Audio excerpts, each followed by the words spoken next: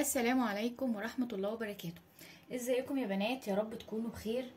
النهاردة ان شاء الله فيديو جديد بأكلة جديدة وهي البصارة. هنعمل مع بعض بصارة وان شاء الله تشوفوا الطريقة وبإذن الله تعجبكم. تعالوا مع بعض نشوف المقادير. معانا اول حاجة كوباية من الفول المدشوش، انا جبته وغسلته ونقعاه من بالليل، نقعته من بالليل في ميه، فهي الكوبايه بتزيد معاكي وبتبقى كده يعني. فكوبايه من الفول المدشوش.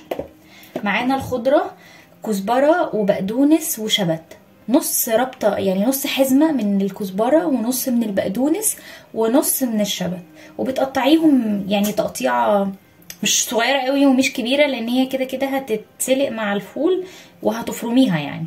وغسلتها طبعا زي ما انتوا شايفين كده وصفتها من الميه. ومعانا بصلايه كبيره بتقطعيها كده لان هي برضو هتتسلق مع الفول. ومعانا 5 فصوص من الثوم، وكم حته نعناع كده، نعناع ناشف لو عندك اخضر حطيه، بس بيعمل يعني طعم وريحه حلوه للبصاره. ومعانا التوابل ملح وفلفل وكمون بس. ومعانا بصلايه كبيره متقطعه مكعبات صغيره كده، عشان دي اللي هنحمرها ونحطها فوق الوش بتاع البصاره. يلا مع بعض بقى على البوتاجاز نبدا نشوف هنعمل البصاره ازاي. هنيجي هنا بقى على البوتاجاز، معايا حله فيها ميه، 3 كوبايات من الميه، يعني هي كوبايه فول عليها 3 كوبايات او كوبايتين من الميه، ولو احتاج تاني في النص يعني انتي بتزودي، بس يدوب على القد كده. هنفتح بقى البوتاجاز، نشغل البوتاجاز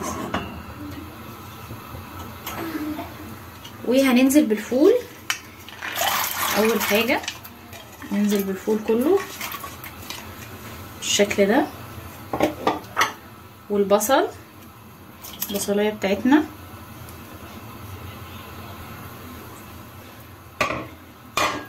وهنحط الثوم والنعناع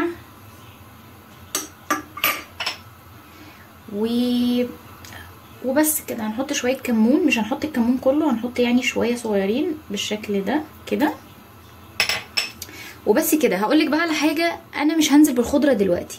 الخضره لو حطيتها دلوقتي طبعا كلنا عارفين الخضره ما بتاخدش سوا خالص وما بتاخدش وقت، فانا لو حطيتها مع الفول هتفقد قيمتها الغذائيه، وانا يعني انا محتاجاها. اما اللي هي الاكله ليه فيها الخضره دي كلها، القيمه الغذائيه بتاعتها هتروح من كتر السلق. فالخضره ما بضيفهاش دلوقتي خالص، انا بضيفها يعني لما يكون الفول داخل خلاص على السوا، قرب يستوي، فبروح حاطه الخضره، بيطلع معاكي بقى لونها، بيبقى لونها حلو قوي، وكمان القيمه الغذائيه بتفضل زي ما هي.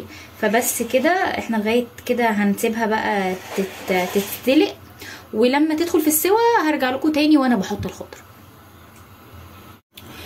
رجعت لكم تاني بقى، قلت عقبال ما هي تستلق نحمر احنا البصلايه بتاعتنا. هنيجي نجيب طاسه وهنحط يعني كام معلقه كده، 3 أو 4 معالق من الزيت بالشكل ده، وهنسيب بس الزيت يسخن شويه وبعدين هننزل بالبصل. الزيت سخن معايا اهو، ننزل بقى بالبصل، والبصله تكوني مقطعاها مكعبات كده بالشكل ده كده، علشان يعني مش صغيره قوي ومش كبيره علشان ما تتحرقش مني. ننزل بقى بالبصله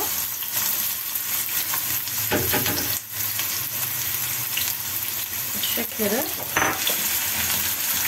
وهنفضل بقى نقلب فيها لغايه ما تتحمر، وما تحرقهاش عشان يبقى شكل يعني، حاولي ان هي ما تتحرقش منك عشان يبقى شكلها حلو كده وهي محطوطه على وش البصاره من فوق. هحمرها بقى وارجع لكم تاني لما توصل اللون اللي انا محتاجاه. كده البصل اهو شكله بعد ما حمرته وصل اللون اللي انا محتاجاه. انا محتاجه اللون ده زي ما انتم شايفين كده. هصفيه بقى من الزيت، وهخلي الزيت لان انا هحتاجه هحطه على البصاره بعد كده. هصفي البصل من الزيت كويس واطلعه على ورق على مناديل، ونرجع تاني بقى نكمل بقيه الوصفه بتاعتنا.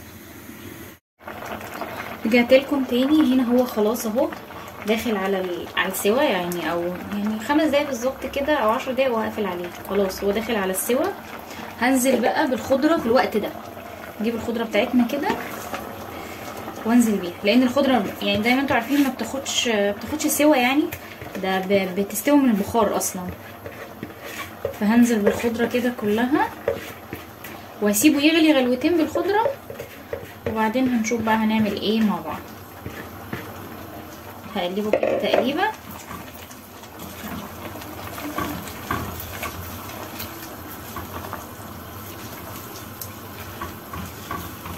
اهي هنقلبها كده وهنسيبه يغلي كمان غلوتين 3 كده، ونرجع نشوف هنعمل ايه تاني. وده البصل، شكل البصل اهو بعد بقى ما خرجته وصفيته على منديل عشان ما يبقاش فيه زيت خالص. انا عايزه البصل يبقى باللون ده كده. هرجع لكم بقى بعد ما يكمل السوا بتاعه ونشوف هنعمل ايه مع بعض. ورجعت لكم تاني بقى بعد ما خلاص استوت. حطيت الخضره بعديها اهو ب5 دقايق او 10 دقايق، خلاص كل حاجه استوت. هنطفي بقى النار. المعلقه طارت بالشكل ده. لو انتي، انا دلوقتي هعمله بالهاند بلندر، لو انتي ما عندكيش هاند بلندر استني عليه بس يهدى شويه وبعد كده اعمليه في الخلاط. هوريكم دلوقتي وانا بعمله بالهاند بلندر. هنجيب الهاند بلندر كده بتاعتي ونعمل بالشكل.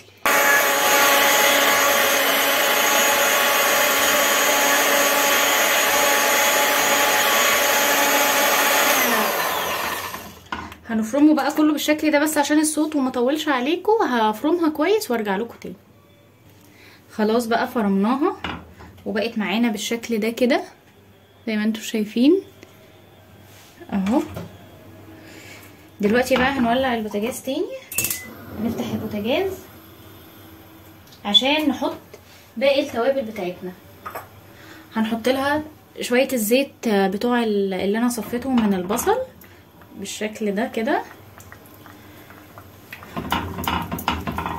هما مش كتير، احنا بس بنحط 3 أو 4 معالق بس على حسب كميه البصل اللي انت عاملاها. 3 أو 4 معالق زيت تحمري فيهم البصله وبعد كده خلاص اهو بالشكل ده كده.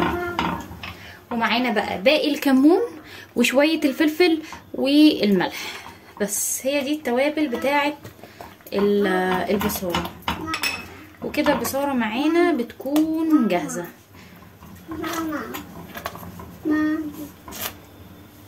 اهي بالشكل ده كده. هغرفها بقى واوريها لكم بعد الغرف شكلها عامل ازاي. ورجعت لكم تاني بعد ما خلصت البصاره، وده كان الشكل النهائي ليها. اكله مصريه شعبيه اصيله يعني، وكل المصريين طبعا عارفينها. فاتمنى ان شاء الله الوصفه تعجبكم وان شاء الله تجربوها، وما تنسوش تقولوا لي رايكم في الكومنتات، وما تنسوش تعملوا لايك للفيديو ده وسبسكرايب للقناه. باي باي.